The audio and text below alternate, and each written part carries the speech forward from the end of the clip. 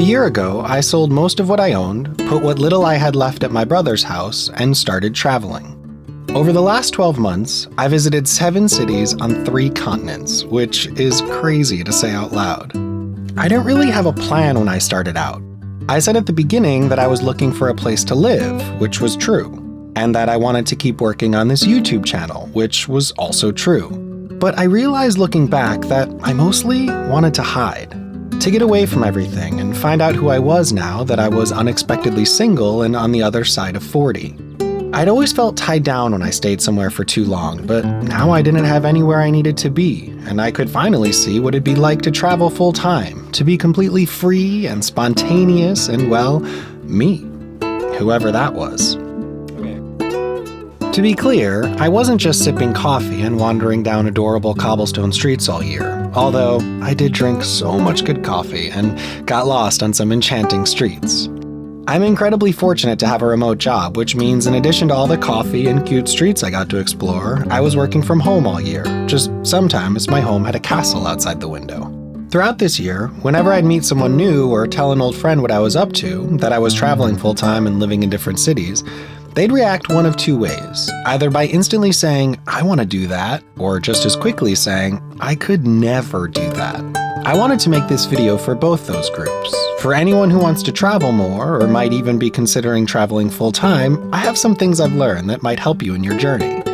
And for the people who absolutely don't want a life of travel, hopefully this will give you a glimpse into what you're opting out of, so you can judge what the grass on the other side of that fence is like with just a little more information. This is the video I wish I had watched before starting my year.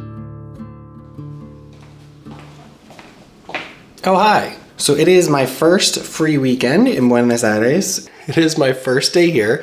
So today I am going to Buenos Aires. Lisbon has a ton. Take the cable car up to a park. I'm really trying for my Spanish, you guys. This is the month. Lisbon, as you know, is on a mountain that apparently has a beautiful view of Medellin. Lisbon, as you probably know, Do I know the name of the park off the top of my head? No. Hold on. The first thing I learned is trite but true. Wherever you go, there you are. But also you're in Portugal, or Argentina, or Colombia. Discovering who you are when you're not around all the things you've always used to define yourself is clarifying. Mostly because you get to see what's still there after everything else has fallen away. For me, that was storytelling, but more on that later. Tastes like a leaf. Yeah. The second thing I learned is the world exists outside the algorithms.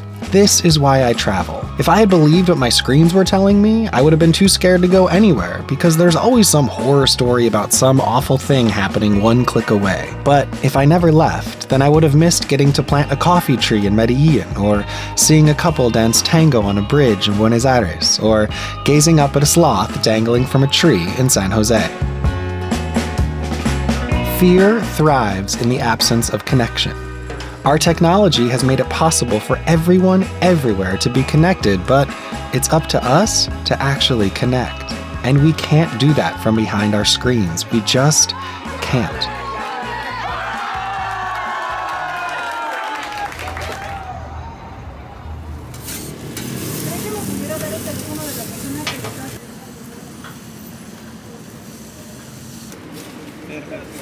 Muchas gracias. A ti, gracias.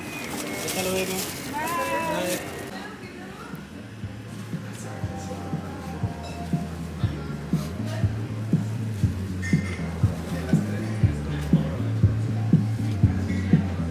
I also learned the world is big, but it's getting flatter. Just not like that. What I mean is, most of us are having similar experiences and facing similar challenges. Even though it's easy to think we're the only ones having a housing crisis, or dealing with inflation, or a rising sense of nationalism when facing new waves of immigration. The more I travel, the more I see that fundamentally, we're all the same. We're all having roughly the same arguments, the same fears, the same desires, just in different languages over different plates of food. This could be depressing, I guess, but it could also be hopeful. that maybe if we can find similar threads in our struggles, we can realize we're all in this together and we're the only ones that can save us. Speaking of saving, I also learned there are helpers everywhere. One of my favorite things Mr. Rogers ever said was to look for the helpers, and when you look for them, they're all around. I saw Claudia and her team delivering delicious and dignified meals to people who needed it in Mexico. I saw Naki illuminating Portugal's historical responsibility for the slave trade and bringing people together to envision a better future in Lisbon. And I saw Nicolas helping foreigners understand his country's economic crisis in Buenos Aires. All these people and so many more are working to make their communities just a little better, bit by bit, day by day. Oh my god. Oh, okay. I just finished a day of work. And now tonight is a meetup that I had to apply for, not really apply, but submit a form to join. It's called The microphone just fell off the camera. That's fine. That's fine. Everything's fine. Great. I learned solo travel can be lonely, and you have to be intentional about putting yourself out there. It's hard to make friends when you're constantly on the move, but not impossible.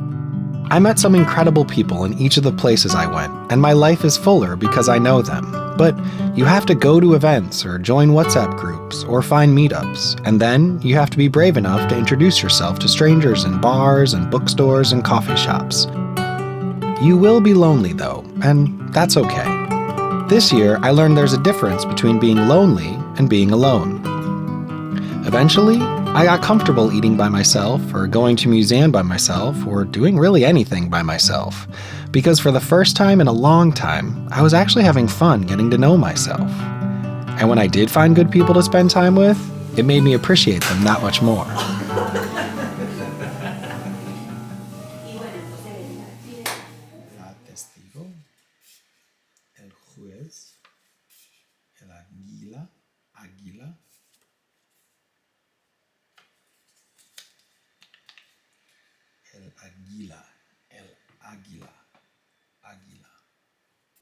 Más de esos. Exacto. Sí, sí. So es bueno cosa para mí, en realidad. Es una cosa buena para mí, en realidad. One of the things I did with all my time was work on my Spanish, and discovered that learning a new language will change you, even if you never become fluent. When I began traveling last fall, I honestly thought my Spanish would get better simply by existing in Spanish-speaking countries, which I can tell you is absolutely not how that works. I eventually decided to get a Spanish tutor and committed to talking with him most days, which meant I had to be okay sounding like an idiot before I could sound halfway intelligent. Just like learning anything, you have to be comfortable being uncomfortable. And even if you never become fluent, learning a new language expands your empathy for anyone who has ever tried to learn your own. It helps you understand how frustrating it is when you can't express yourself properly, how isolating it can feel when all you have is hand gestures and charades. When you've been the foreigner, the immigrant, it makes you a little more patient when someone is struggling to speak and hopefully helps you extend just a little more grace their way. And the world could always use more patience and grace.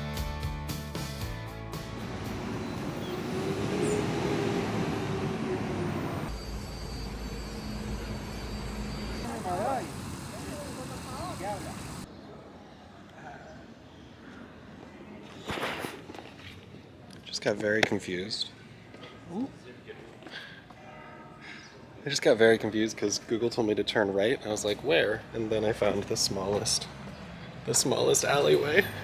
So it's like the middle of winter here because it is the middle or summer solstice, right? Isn't that the beginning of summer? So maybe not the beginning, or maybe not the middle, the beginning. Anyway, the point is,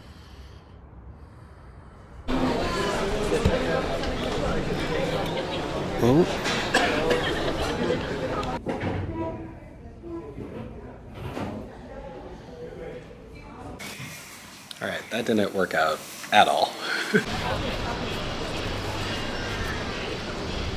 Oh, can you see me? It is my last full day, last day in Colombia. It is my last day in Mexico City. Guys, it's my last weekend in Buenos Aires.